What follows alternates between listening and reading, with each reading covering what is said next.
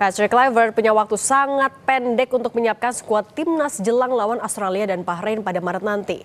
Bagaimana sang pelatih baru ini meramu skuadnya agar bisa meraih hasil positif dalam 4 laga sisa di grup C kualifikasi Piala Dunia 2026 zona Asia? Kita bahas bersama pengamat sepak bola Bung Wesley Hutagalung dan mantan pemain timnas Bung Sergio Van Dijk. Selamat petang waktu Indonesia semuanya. Selamat petang Mas Indi. Halo, selamat. Saya mau ke Bung Sergio dulu. Bung Sergio, Kluivert baru akan balik ke Indonesia pada Februari. Baru bakal melihat potensi pemain Liga pada bulan Februari. Baru mau safari di bulan Februari. Kalau menurut Anda sebagai mantan pemain timnas, ini waktu yang cukupkah untuk menyamakan strategi, visi misi, dan membangun chemistry dengan pemain?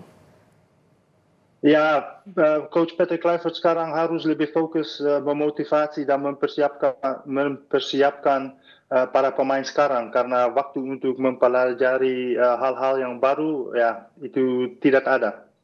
Nah dengan waktu yang tidak ada itu bagaimana dia bisa memaksimalkan? Apalagi juga ke diaspora juga kebanyakan akan via telepon doang. Yang untuk pemain Liga juga baru Februari. Gimana Bung Sergio?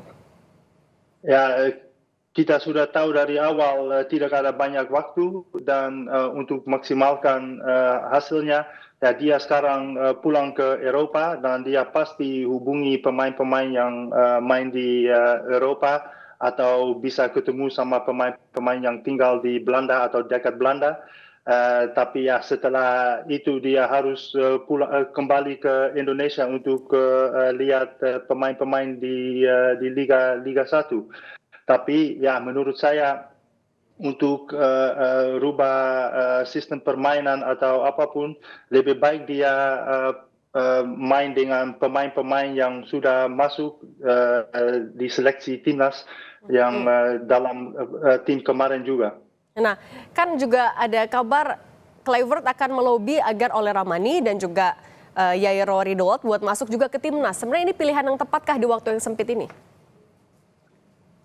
Ya, semoga pemain-pemain itu bisa ikut timnas secepatnya, tapi ya saya tidak tahu statusnya proses naturalisasi sekarang apa. Tapi kalau mereka ikut, saya yakin timnas sudah menjadi lebih kuat dan bisa dapat hasil yang baik di dalam pertandingan untuk lolos ke Piala Dunia. Oke, dari Bung Wesley gimana dengan waktu baru Februari Kluivert akan balik lagi ke Indonesia? Bagaimana, apakah ini akan efektif untuk membangun chemistry dan juga yang bisa menembus Piala Dunia nantinya? Keputusan sudah diambil ya Mas Indi. Kita harus mendukung semua keputusan itu bergerak cepat. Makanya saya selalu mengatakan semua yang dibutuhkan oleh Patrick Kluivert termasuk asisten pelatih lokal itu harus sudah segera diberikan, lalu memberikan pekerjaan, karena untuk melihat pemain kita memang ketika dia kembali bisa dilihat dari semua rekaman pertandingan. Kita punya rekaman pertandingan di Liga 1 atau pemain-pemain tim nasional kita sebelumnya. Dan saya setuju kalau waktu yang mepet ini benar-benar disiapkan untuk memperkuat tim yang sudah biasa bermain, karena tidak ada waktu untuk melakukan uji coba kan dengan tim ini. Mereka akan kumpul di Australia, tidak akan ada waktu uji coba untuk menghadapi Australia. Hasil saya melawan Australia juga lawan Bahrain, tidak ada waktu untuk uji coba untuk mengasah chemistry melawan tim yang lain. Jadi hanya ada internal game di antara mereka. Adalah lebih baik memang memperkuat chemistry di antara tim yang sudah ada, komunikasi yang baik, dan mungkin kesamaan fondasi cara berpikir, cara bermain ini yang akan membantu Patrick Kluivert dengan para pemain, terutama pemain diaspora, karena menurut saya fondasi berpikir, cara bermainnya itu tidak jauh berbeda dengan apa yang dia lakukan selama menjadi pelatih. Nah, meskipun pelatihnya bukan pernah melatih tim Asia, tapi kan fondasi bermain dengan tim diaspora tidak jauh berbeda. Nah Bung Wesley, kalau misalnya memang baru bisa full tim di Hamin sekian nanti di Australia, ya gimana caranya tadi untuk memaksimalkan bisa menyamakan visi misi dan strategi, menyamakan chemistry-nya?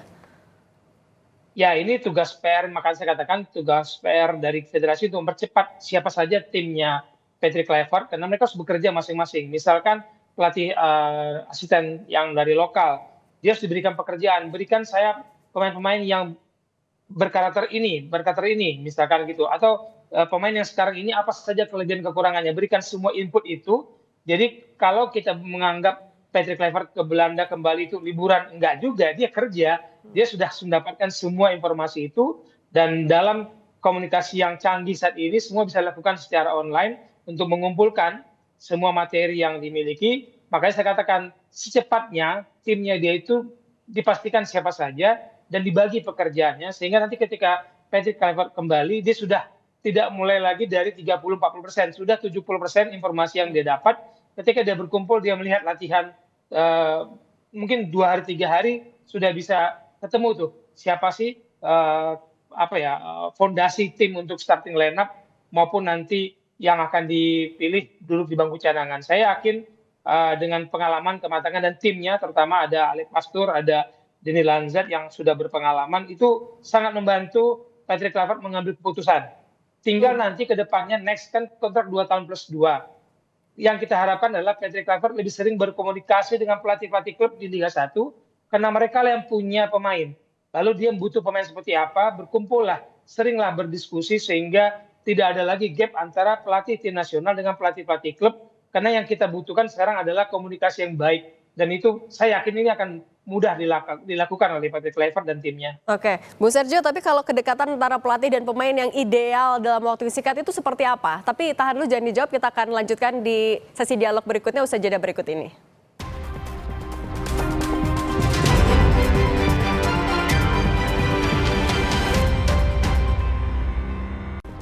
Masih bersama kami di Kompas Petang, ada Bung Wesley Hutagalung dan Bung Sergio Van Dijk. Saya mau ke Bung Sergio tadi melanjutkan, sebenarnya dengan waktu yang mepet banget seperti ini, kedekatan antara pelatih dan pemain yang ideal itu seperti apa, Bung Sergio? Ya, ini situasi yang sulit, tapi dari awal kami sudah tahu nggak ada waktu banyak kalau ganti pelatih sekarang. Tapi saya yakin pemain-pemain timnas sekarang juga punya motivasi naik karena Patrick Kluivert dia mantan pemain bintang dari Barcelona.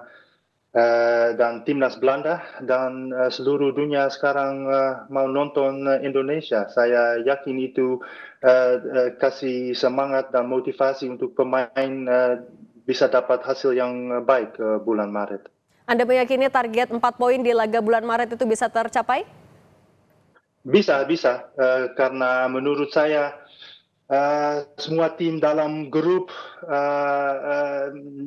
cuman Jepang yang kelas luar biasa, tapi saya pikir timnas sama kuatnya dengan tim-tim lain di grup ini. Oke.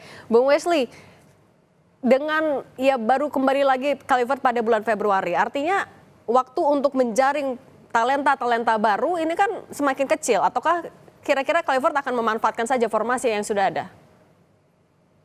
Kalau formasi, kita kembali ke pelatih ya.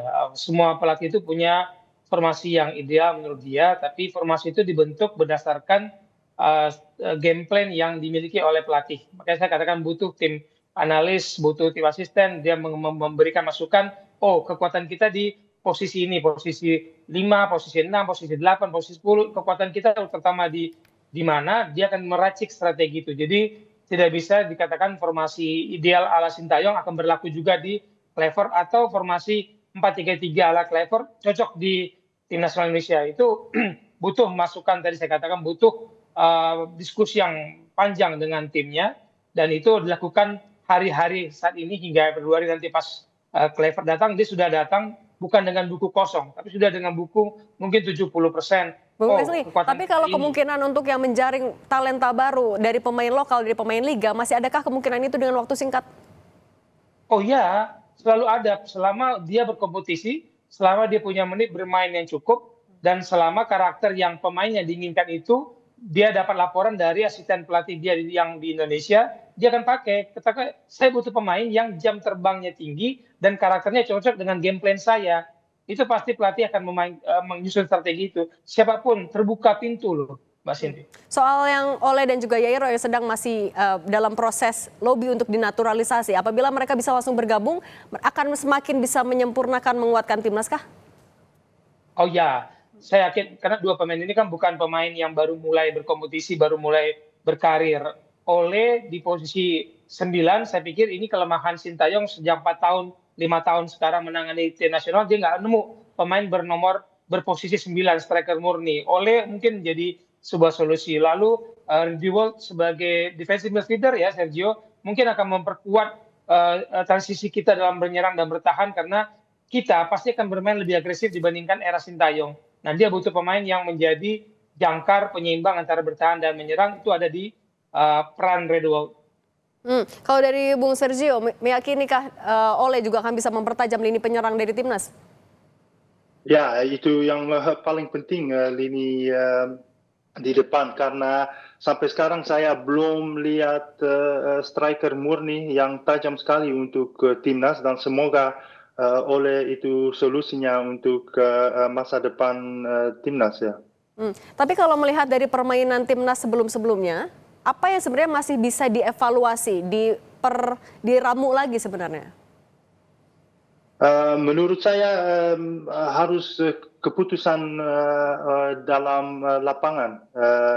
Kapan bisa ambil risiko, kapan tahan bola. Itu yang sangat penting di level internasional. Harus pakai otak daripada lari kencang. Kalau dari Bung Wesley, apa yang sebenarnya masih bisa dievaluasi dan diperbaiki lagi untuk timnas di Maret nanti? Memadukan kekuatan diaspora dan lokal itu adalah sebuah kekuatan yang sangat bisa memperkuat tim nasional. Pemain lokal kita punya kecepatan, namun terkadang tadi Sergio bilang kecepatan terkadang harus punya juga keputusan yang tepat, kapan harus dribble, kapan harus mengoper, kapan harus menendang, dan itu yang kita masih belum menemukan chemistry, gaya bermain, fondasi bermain antara pemain kita yang berkompetisi di dalam negeri maupun yang diaspora. Mungkin kalau saya boleh berharap pemain kita lebih agresif dan kedekatan antara lini depan dan lini tengah itu jangan terlalu jauh jaraknya, sehingga kemudian ketika garis pertahanan kita kan agak maju ke depan sepertiga ke tengah, itu memang tidak sia-sia kita membangun serangan. Kalau menurut saya pertahanan kita sudah semakin membaik. Nah, tapi kan juga komunikasi dengan diaspora akan lebih banyak mungkin dilakukan via telepon oleh Kluivert. Nah, ini apakah bisa mengencangkan komunikasi tadi? Saya pikir tidak ada masalah ya. Sekarang komunikasi mudah dilakukan. Toh kalaupun Sintayong menangani kita, dia nggak akan ketemu juga pemain diaspora itu sampai nanti 5 hari sebelum pertandingan ketemu di Sydney.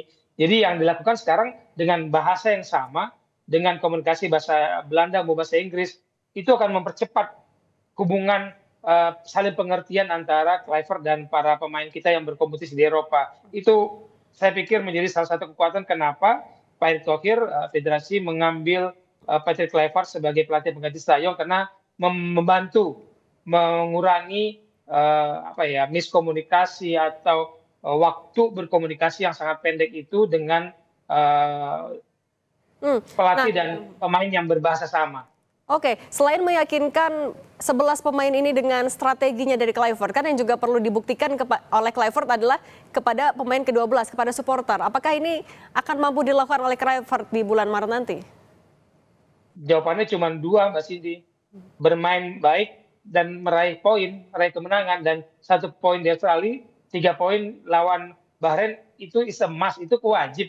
Karena itu buktinya kalau hanya bermain baik tanpa mendapatkan poin, pasti ada perbandingan komparasinya dengan pelatih sebelumnya. Meskipun bagi saya komparasi itu selesai sudah, kita melangkah saja.